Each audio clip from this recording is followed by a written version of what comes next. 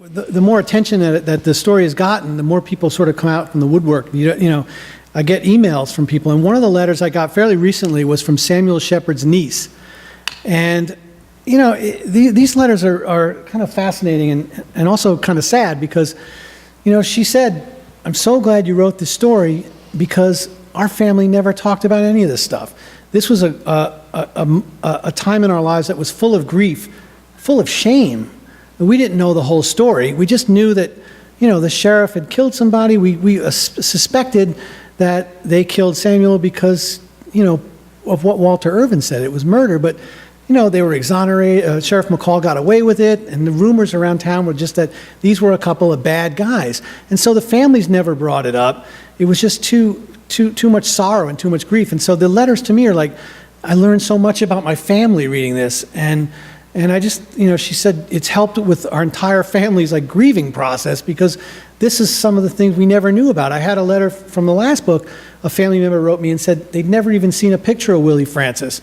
That's how like outside, you know, all they knew is that he was a guy that got sent to the electric chair and killed for murder. And they didn't know the whole story because no one would talk about it.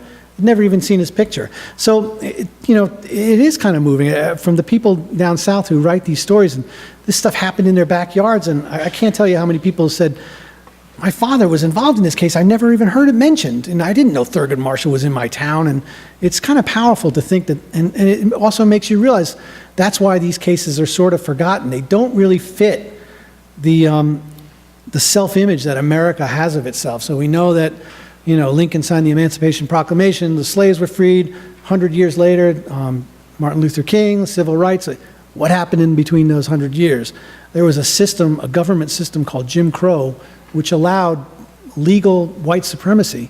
And, you know, we're still dealing with this today. I mean, it's generations of people who are just kidnapped off the streets through worker fight laws, thrown in jail, have to work off their you know, fines by working in the citrus groves, which, you know, would take months, and anything could happen in those months. They're held, you know, at gun length to do work for free.